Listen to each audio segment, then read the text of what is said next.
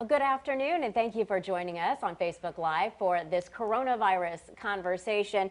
We know that the Omicron variant out there is still a relative unknown as far as how contagious it's going to be or whether it will bring any greater health risks. So we know, especially as the holidays are here, more people are gathering together and traveling. We know that you have a lot of questions, and we want to help you get those questions answered. So we brought into the studio today a couple of experts from the Virginia Department of Health to speak with us. The acting director for the Portsmouth Health Department, Dr. Najiba Rahman, hope I got that right, and epidemiologist Michelle Wins. Thank you both for joining us. Thank you for having us. So let's get things started by talking about Omicron. So it's all we've heard, kind of the buzzword for the past week or so. And we've been told, let's wait and see a little bit. Let's wait and see. Is it here in Virginia yet? And I guess, Michelle, you take control of those numbers and in epidemiology. So what are we seeing? So no, we have not identified any cases here in Virginia yet. Okay, now does that mean that there are not any cases here yet? That's yet to be determined. So the state lab is doing surveillance, and they're following up on positives from hospitals and local labs. But as of the end of November, we have not found any. Okay, we know that it is already here in the United States, though, and with the holidays, we're all gathering together more. We're going to be traveling more. So, is this kind of the impetus for all of this focus on Omicron right now? And do we think it's going to start spreading quickly, or like wildfire with the holiday season? So as far as Omicron is concerned, there are a lot of unknowns. Is it more transmissible? Does it have the ability to cause severe disease as far as hospitalizations, ICU admission, death? How effective is the vaccine against Omicron? And then how do these medical therapies like monoclonal antibody treatment work for that? So there are a lot of unknowns, but this is also a good opportunity to push for the booster vaccine, which is now available for everybody over 18. And if you haven't been vaccinated, to have those discussions again with your healthcare providers and the health departments. I think that we'll have more information in the next few weeks on the trajectory of the variant. So let me ask about that. So we are pushing the booster shots and pushing everybody to get the vaccine with the Omicron variant circulating. But if we don't know much about it yet, how do we know how it's going to respond to that vaccine? Or do we know? Well, so we do know that 98 to 100% of our sequence cases in the U.S. are the Delta variant, and we are seeing some degree of waning immunity. Again, these are long-term studies that need to happen, but based on the evidence and the research that's coming out of the CDC and promoting the booster for all the vaccines, it is a good direction to go in just as a precaution. Sure, so hopefully it will protect us some from Omicron, but definitely will protect us from Delta, which is the predominant circulating variant, and we know that it's been out there for a while. So let me ask about our vaccine numbers. Are we seeing a certain group or age group that's lagging behind? Are you still trying to get, say, the young ones vaccinated? Right, so our 5 to 11 population, they're our newest population to be eligible for vaccination. They are our lowest age group to be vaccinated. But then also we have our 20 to 39-year-old population that is on the lower end for vaccination. So that's an age group that we're really trying to push some messaging to go ahead and get vaccinated. Interesting. And any particular reason? Do you know why that might be? Do you want to speak to that? Not as much of an idea here, but we generally saw, in my previous role as well, we saw a lot of cases in the 20 to 49-year age range. There may be a little bit more hesitancy because people tend to be more healthy and may not feel like they get sick very often. And, at the beginning of the pandemic, the elderly were most highly impacted as well. And so, you see your 65 and above at 87% of vaccination within the city of Portsmouth, and then it declines as you go down in age. So there is something going on there where there's hesitancy, but what the real reason is something that we're still trying to sort out. Okay. So with the Omicron variant, so far anyway, what we are seeing out of South Africa where it originated, a lot of the cases were milder than what we've seen with others. So some are saying maybe this will be like a gamma variant and it'll just kind of go away. But can we be sure of that, and why are we hesitant to just say, okay, everybody take a deep breath, we're seeing that this is milder? I think, it's still relatively new. I mean, they've just been identifying cases for just a couple of weeks. And we know that hospitalization and death data, that they take some time. It takes a while for people to develop the severe illness where they'll be hospitalized. We also know that that population is younger in South Africa than our population here in America. So we just need a few more weeks to probably see those trends. Okay. So we do have a question from one of our viewers. They want to know how these variants happen, how they mutate, and how much more we can expect this to continue. Yeah, so I think we really start to see this in populations around the world that have less vaccination. So when we have these pockets of unvaccinated countries or countries with less vaccination, that's where variants can really take hold and spread. So we really want the whole world to reach these higher levels of vaccination to stop the variants. Right, so when the variants, when they mutate, it's kind of like, I guess, what we see with the flu. Every year we get that annual flu shot because every year we get a different variant, right? So with the flu, we do it every year. Could this just continue to mutate and change every year to kind of try to stay alive, and we're going to have to keep attacking it with another shot every year like the flu? Yeah, so I mean, just like the common cold, which is another coronavirus, is always mutating, and so there hasn't been a vaccine for that.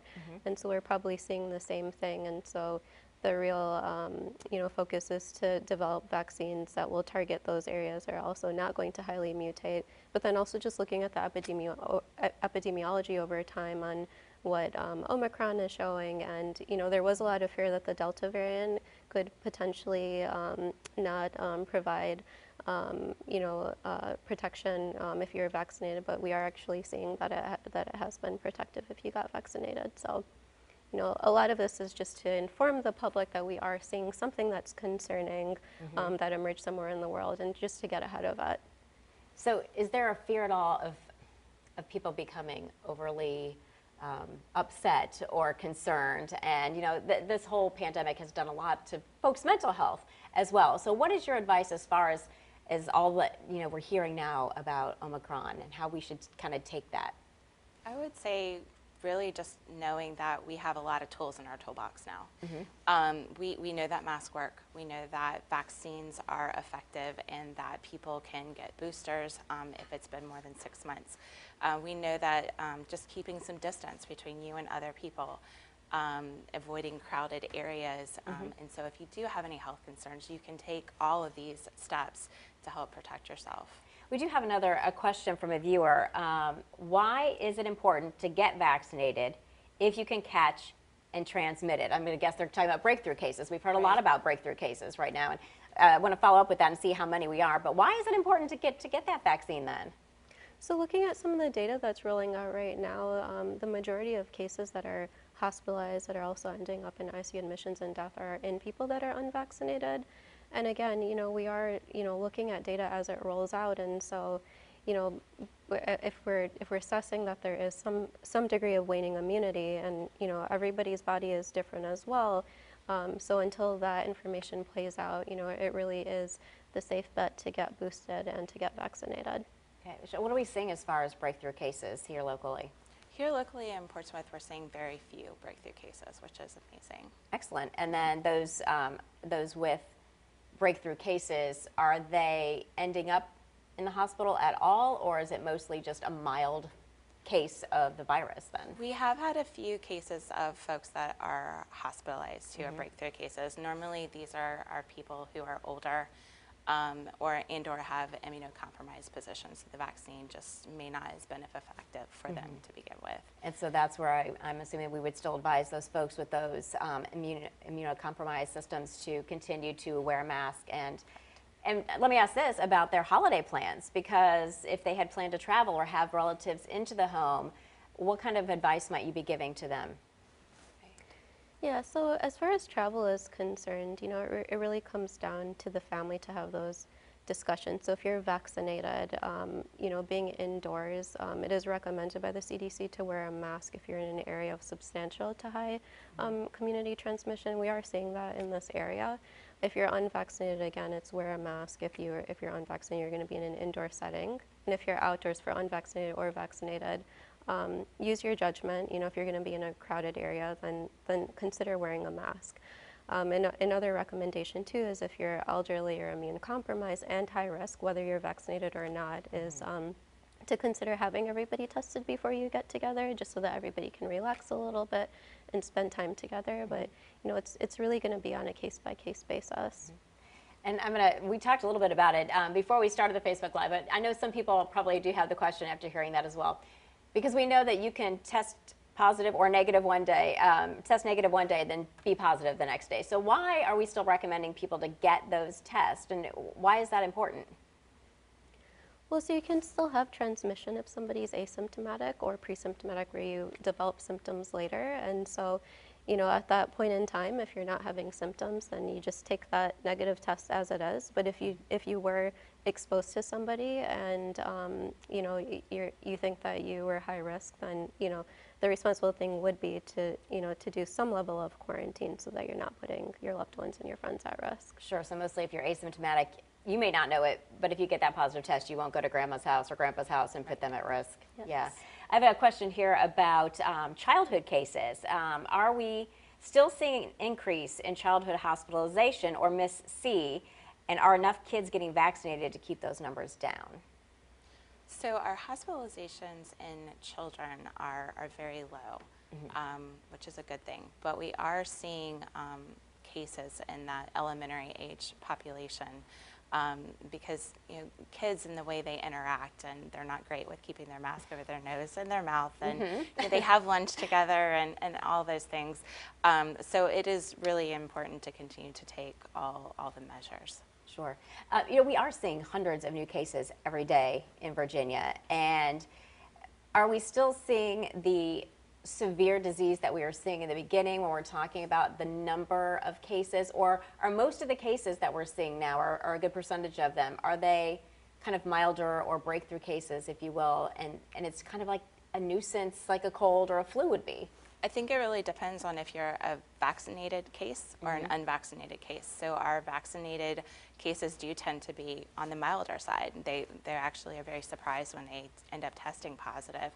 But for our unvaccinated individuals who have never been exposed to the virus before, unfortunately, they can still be hospitalized and end up in the ICU. Another question here is, what kind of precautions can parents take during the holidays for young kids specifically? I know you just mentioned they don't like to keep those masks up. Mine likes to keep his right here on his chin. Right. So I can kind of speak from some personal experience. I have a 1 and a 4-year-old, so they're not eligible to be vaccinated. So I'm very mindful to try to not take them into indoor crowded spaces, to kind of try to keep them home. They are in daycare, so I'm very aware if they have a runny nose, we're not going over to the family member's house.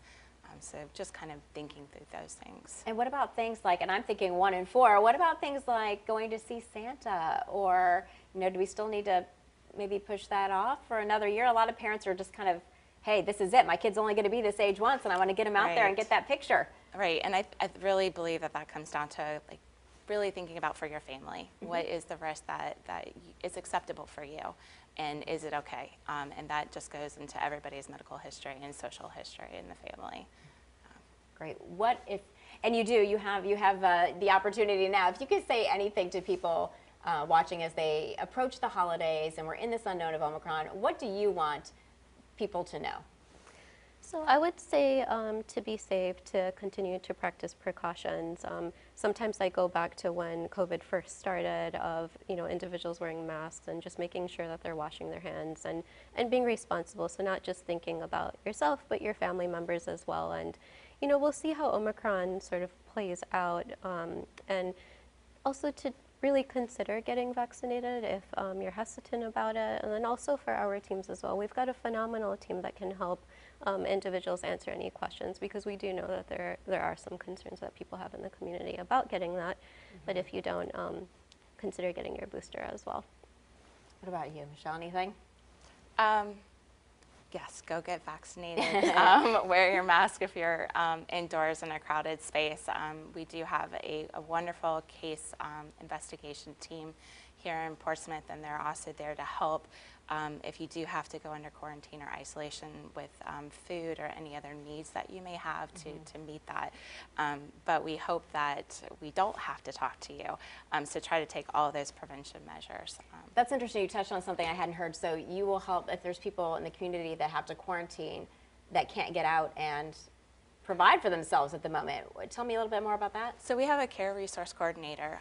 So whenever we have like a case investigator or contact tracer and they reach out to somebody and they say, no, I don't have any food right now to complete my quarantine, she actually can reach out to the family and coordinate with the food bank and deliver food to them. Oh, excellent. Yeah. Yeah, that's great. I did not know that resource was available. That's great. And you guys are also going to be providing a new resource to school-age children in Portsmouth anyway. Doctor, can you tell me about that? Yeah, so we are kicking off our partnership with Portsmouth Public Schools tomorrow. So we'll be doing vaccination for children between 5 and 17 from 3:30 to 7:30 at Churchfield High School, and then on the 15th we'll be at Waters Middle School, and then on the 22nd we'll be at Craddock, and then 3 weeks later following up for all those individuals to come back and get their second dose. Great, so those are all in the evening when parents can be out of work but be with the kids and kicking it off at Churchland, right? Yes. Churchland High School, great. We have another question in here about, let's see, what's the science and data behind boosters? Do we know for sure that they are necessary and effective? So with the boosters, we're really just offering our immune system the opportunity to boost itself. So that's really the science, is to bring up your immunity so that you can fight either any of the variants that have come out. Yeah, and there was some evidence that was coming out as well with Pfizer and Moderna, where there was some degree of waning immunity when there were breakthrough cases, and that was happening around 6 to 8 months. So that was the rationale behind doing that booster at 6 months. Okay. And I know some people are probably thinking, and at that point after hearing it, am I going to have to do this every 6 months then? You know, like the flu shots once a year. Am I going to have to do this every 6 months? Forever? When will it end? I know people are just, you know, they're tired. And I know you can't say specifically when will it end, but will it, do you think? I think it's here to stay for a while, yet to be determined if we're going to be doing yearly boosters. You know, we'll see how the scientific community works that out, but in the meantime, let's just be as safe as possible, and I think it's here to stay. We're all very fatigued from COVID, and you know, we just have to figure out how to live with it here, and then also just you know, keep each other safe. Yeah, and sometimes people wonder if getting another shot, a booster, and is that in any way, could that in any way be risky or detrimental to me to keep introducing that into my body over and over again? So there isn't much data out there. You can, you know, if you do have a high load of antibody, you can, you know, induce a more robust response where, you know, you could have like the fever and chills and muscle aches of your body thinking that you were actually infected. You know, those are general things that you hear about if you've, you know, been revaccinated, but you know, there's no solid evidence right now to say that. Because we've all heard from some people that, oh, I never felt sick for my first 2 shots and I got the booster and now I'm down and out. Does that mean anything per se? I would say that's your body responding to a vaccine, and I think it's great. When I got the Moderna vaccine, I was wiped out, but I also I felt comfortable that I, you know, had gotten the vaccine, and it really beats getting COVID, because I know people that are my age who are on home oxygen or who've had long-term effects from COVID, and you know, so we really just want to prevent that, because in a younger population too, we don't, you know, we haven't dealt with a lot of medical problems, but this is a completely different virus we're dealing with. All right. Dr. Rahman and Michelle, thank you both so much for joining us today. Answer a lot of our questions, and hopefully everyone will be safe as they go through the holiday season and as we kind of navigate our way through what this Omicron variant is going to do. Thanks so much. Thank you. And that's going to do it for us this afternoon on Facebook Live. We hope to see you on WAVY News 10 beginning at 4 o'clock. Have a great afternoon.